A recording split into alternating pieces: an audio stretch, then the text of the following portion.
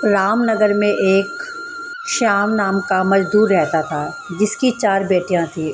वह झाड़ी मज़दूरी करता था और कभी कभी खेतों में काम करता था। श्याम और उसकी पत्नी दोनों अपने परिवार से बहुत प्यार करते थे और वह दोनों माता के भक्त थे। वह सुबह और शाम माता की नित्य पूजा करते थे। हे माता रानी, कब से मुझे कोई काम नहीं मिला है। अगर ऐसे ही चलता रहा तो मैं अपने बच्चों के लिए 2 वक्त की रोटी भी नहीं ला पाऊँगा।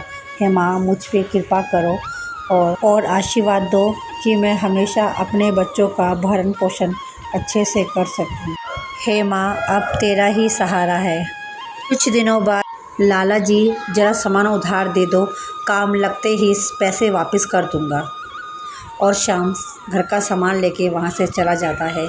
तभी वह देखता है कि सामने एक लड़की है जो बहुत तेज के रो रही थी। उसके साथ कोई भी नहीं था और वह अकेली ही फटे पुराने कपड़ों में खड़ी थी।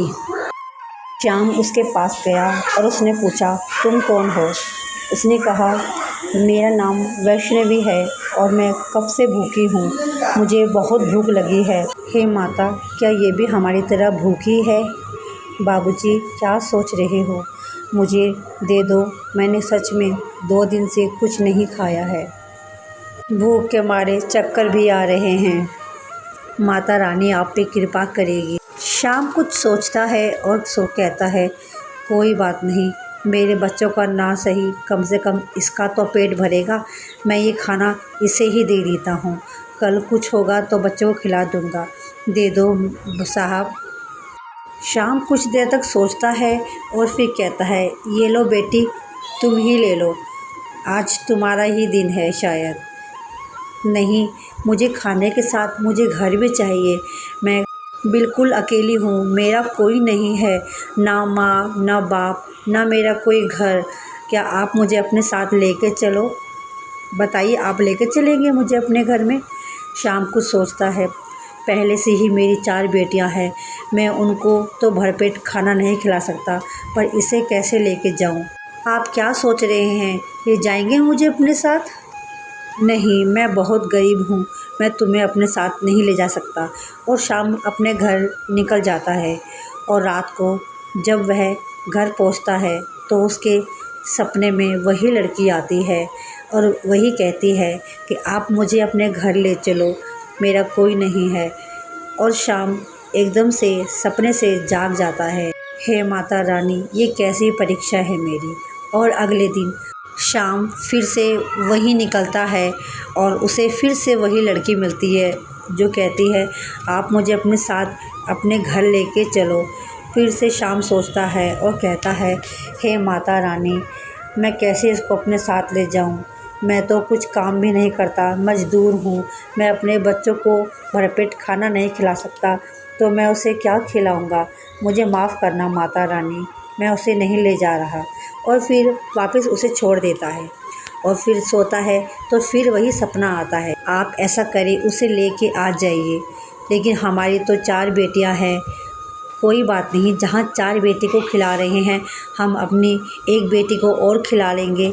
हम सोचेंगे हमारी 4 नहीं, हमारी 5 बेटियां हैं। मालती की बात सुनकर शाम घर से निकलता है और उसे उस दिन रोज़गार भी मिलता है और साथ में 500 रुपये भी। वह बहुत खुश था। वह लाला जी के पास गया और सामान लेके उसे अपने घर ले आया और चारों बहनें उस लड़की को देख के बहुत खुश हुए और मालती भी बहुत खुश हुई। आज से मेरी 5वीं बेटी हो। हाँ, देखो वो कितनी सुंदर लग रही है ना। मालती बहुत खुश थी उसके आने से।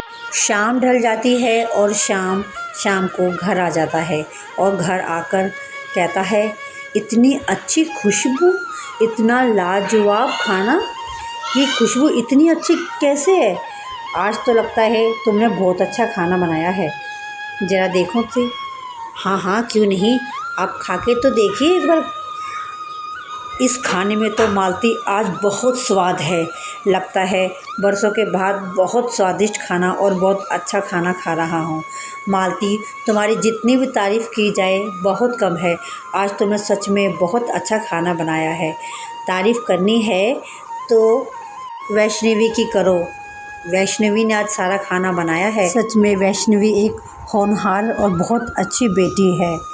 और कुछ समय बाद वह दोनों माता की पूजा करते हैं और उन्हें धन्यवाद करते हैं और जाके सो जाते हैं।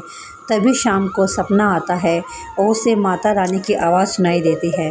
वह एकदम से उठता है और इधर-उधर देखता है और देखता है कि वहाँ पर बहुत सारा खजाना रखा हुआ है। वह डर जाता है और वैष्णवी वैष्णवी बोलने लगता है। फिर एकदम से मालती भी उठ जाती है और देखती है कि चारों तरफ पैसा ही पैसा है। मालती, वैष्णवी कहाँ है? वो दिख नहीं रही है।